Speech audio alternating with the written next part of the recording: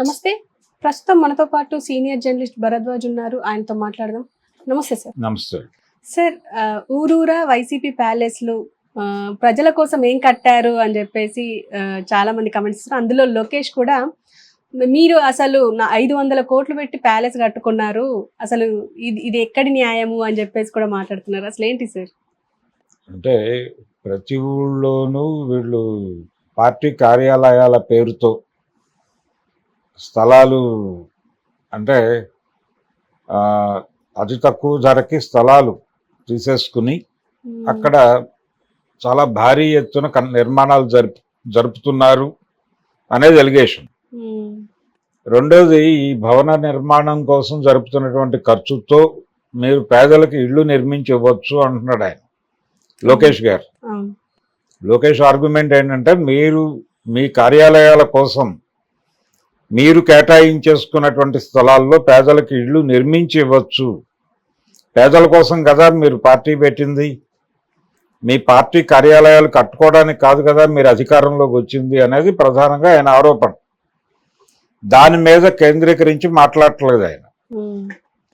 ఆయన ఎంతసేపు మీరు పార్టీ కార్యాలయాలు కట్టుకోవడం ఏమిటి అని మాట్లాడుతున్నాడు.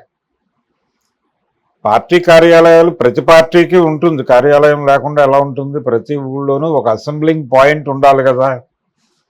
అందుకని వైఎస్ఆర్సీపీ వైజాగ్ క్యాపిటల్ అనే మాట వాళ్ళు అనుకున్నారు కాబట్టి వైజాగ్లో ఒక పెద్ద పార్టీ కార్యాలయం అనుకున్నారు. అలాగే వైజాగ్లోనే ఇప్పుడు మనం చూస్తున్నటువంటి వివాదాస్పదమైనటువంటి 5 భవనాల సముదాయం, అది ఒక భవనం కాదు, 5 భవనాల సముదాయం, అది కొంచెం కాంట్రవర్సీ అయింది. సీఎం క్యాంప్ ఆఫీస్ కూడా ఉంది దానిలో లింక్ అయి. అది జగన్మోహన్ రెడ్డి పేరుతో లేదు, వైఎస్ఆర్సీపీ పేరుతోనూ లేదు, అది ప్రభుత్వం పేరు మీదే ఉంది, ప్రభుత్వంతోనే ఉంది ఆ ల్యాండ్. ఎవరు అధికారంలోకి వచ్చినా దాన్ని వాడుకోవచ్చు. అది ఏం చేస్తారు, ఎలా చేస్తారు అనేది ఇప్పటి ప్రభుత్వం తీసుకోవాల్సిన నిర్ణయం. ఈ నిర్ణయాన్ని వచ్చే ప్రభుత్వం గౌరవించవచ్చు, గౌరవించకపోనువచ్చు, ఏదైనా జరగవచ్చు. కాబట్టి ఇదేదో ఆయన 500 కోట్లు అనే దాన్ని పట్టుకొచ్చి ప్రతిదానికి దాన్ని లింక్ చేస్తున్నారు. ప్రతి ఊళ్ళోనూ వీళ్ళు కార్యాలయం ఎందుకు కట్టారంటే, తెలుగుదేశం పార్టీ కూడా కార్యాలయాలు ఉన్నాయి ప్రతి ఊళ్ళోనూ. ఇప్పుడు హైదరాబాద్లో ఎన్టీఆర్ ట్రస్ట్ భవన్ ఉంది. ఎన్టీఆర్ ట్రస్ట్ భవన్ పేరుతో ఇక్కడ స్థలం కేటాయించింది ఎవరు? ప్రభుత్వమే కేటాయించింది కదా. ప్రభుత్వం కేటాయించినటువంటి స్థలంలో మీరు నిర్మాణం జరుపుకున్నారు. ఎన్టీఆర్ బ్లడ్ బ్యాంక్ కూడా ఉంది దానిలోనే. ఇంత వ్యవస్థని మీరు ఇక్కడ పార్టీ లేదు కదా మీది. తెలుగుదేశం పార్టీ గత 2 ఎన్నికల్లోనే ఇక్కడ పోటీ చేయలేదు కాబట్టి ఇక్కడ ఈ రాష్ట్రానికి సంబంధించని పార్టీ ఇది. కనీసం పార్లమెంట్ ఎన్నికల్లో కూడా నిలబడలేదు వాళ్ళు. సో ఇది 2 ఎన్నికల్లో నిలబడలేదు కాబట్టి సీరియస్గా ఈ పార్టీ ఇక్కడ పార్టిసిపేషన్ లేదు అని ఎన్టీఆర్ ట్రస్ట్ భవన్ అనే దాన్ని రద్దు చేసి ప్రభుత్వం తీసేసుకుంటే ఏంటి పరిస్థితి? అది తీసుకోలేదు కదా, అలాగే ఉంది కదా. ఎన్టీఆర్ ట్రస్ట్ నిరుపయోగంగా ఉంది కదా, అదేం పెద్ద యాక్టివిటీస్ ఏముంటాయి దానిలో. ఏపీలో ఇప్పుడు జగన్మోహన్ రెడ్డి గారి ఆఫీస్ ఉన్న ప్రాంతానికే కొంచెం అవతలకు తెలుగుదేశం పార్టీ కార్యాలయం కూడా ఉంది.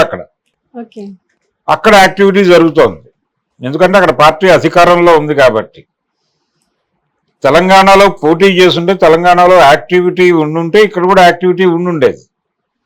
కానీ అక్కడ అధికారం వచ్చింది కాబట్టి ఇక్కడ కొంచెం యాక్టివిటీ ఉన్నట్టుగా కనిపిస్తోంది ఎన్టీఆర్ ట్రస్ట్ భవన్లో. లేకపోతే ఏంటి పరిస్థితి? మొన్నటిదాకా బోసిపోయి ఉంది కదా అది.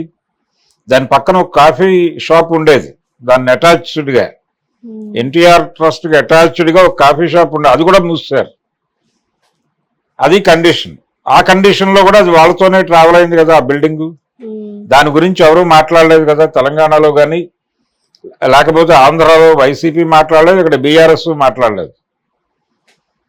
ఇక్కడ లేని పార్టీకి ఇక్కడ కార్యాలయం ఉన్నప్పుడు అక్కడ ఉన్న పార్టీ అది, దానికి కార్యాలయాలు ఉండడంలో తప్పే ఉంది. కాబట్టి కార్యాలయాలు ఉండడం తప్పేం కాదు. కాకపోతే ఆ కార్యాలయాలకి కేటాయించుకున్నటువంటి స్థలాలని ప్రాపర్గా రిజిస్టర్ చేయించుకున్నారా లేదా, అకార్డింగ్ టు లా చట్ట ప్రకారం అది ఆ పార్టీకి చెందేలాగా చేసుకున్నారా లేదా అన్నది ఒకటే పాయింట్. అలా చేసుకోకపోవడం వలన నోటీసులు వచ్చినాయి. అలా చేసుకోకపోవడం వలన, అక్రమంగా నిర్మాణాలు జరపడం వలన మాత్రమే నిర్మాణాలు కూల్చివేత జరిగింది. ఈ నిర్మాణాల కూల్చివేతకు సంబంధించి కూడా నిన్న పొన్నవోలు సుధాకర్ రెడ్డి మీడియా ముందుకు వచ్చి మాట్లాడాడు.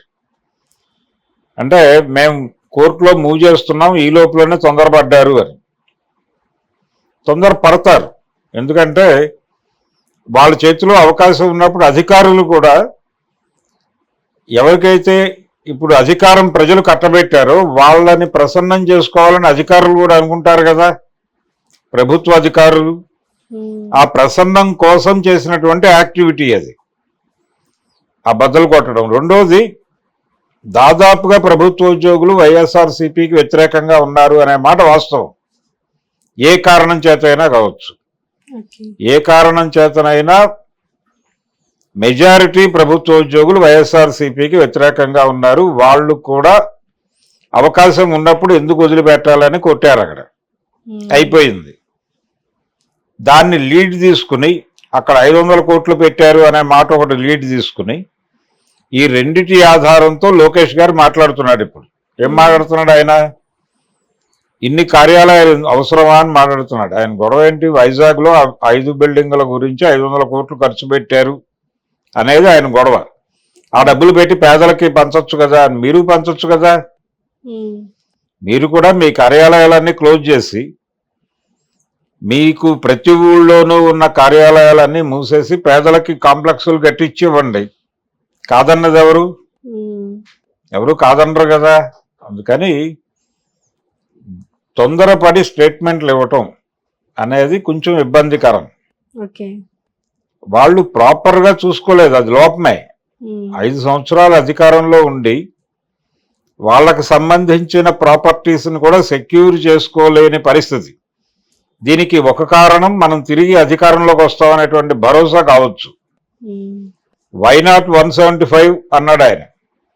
ఆ వైనాట్ 175లోనే మేము మళ్ళీ వస్తామనేటువంటి సెన్స్ ఉంది. మళ్ళీ వచ్చినప్పుడు చూసుకుందాంలే అని వదిలేశారు గాలికి. అవన్నీ కూడా ఇప్పుడు ఏకు మేకై కూర్చున్నాయి. వాటిని ఎట్లా సెటిల్ చేసుకోవాలనేది వాళ్ళు కష్టపడుతున్నారు. వీళ్ళేదో అసలు అంటే ఒక పాత ఎన్టీ రామారావు గారి పాట, అది బైబిల్ నుంచి తీసుకున్నది. మీలో పాపం చేయని వారు ఎవరో ఆ రాయి విసరండి అని ఒక పాట ఉంటుంది. ఇది కూడా అదే పరిస్థితి. ఇందులో ఎవరూ పవిత్రులు కాదు. వీళ్ళందరూ చెప్పే పని ఏంటంటే మీరు చేసింది ఏమిటి అనే ఒక్క మాట మీద బతుకుతున్నారు. మీరు అధికారంలో ఉండగా చేసింది ఏమిటి అని. జగన్మోహన్ రెడ్డి సీఎంగా ఉండగా జగన్మోహన్ రెడ్డి ప్రభుత్వం మీద తెలుగుదేశం పార్టీ ఏ విమర్శ చేసినా జగన్మోహన్ రెడ్డి గారు మీరు అధికారంలో ఉండగా చేసింది ఏమిటి అనేదే సమాధానంగా చెప్పాడు. ఇప్పుడు అదే సమాధానం వీళ్ళు చెప్తారు. మీరెందుకు దాడులు చేస్తున్నారు అంటే మీరు చేసింది ఏమిటి అనేది సమాధానం. మీరెందుకు కూల్చివేస్తున్నారు అంటే మీరు కూల్చివేసినప్పుడు ఏంటి పరిస్థితి అనేది సమాధానం. ఈ కూల్చివేతలు తప్ప రైట్ అనేది మాట్లాడట్లేదు ఎవడు. మీరు చేశారు కాబట్టి మేము చేస్తాం, ఇంతే. ఇదే సమాధానం. ఎక్కడైనా కానీ ఇదే జరుగుతాం. అందుకని లోకేష్ గారి ప్రకటన అది వాళ్ళ పార్టీకి కూడా వర్తిస్తుంది అనేది దృష్టిలో పెట్టుకుని మాట్లాడాలి ఆయన. Okay sir, thank you. Thank you.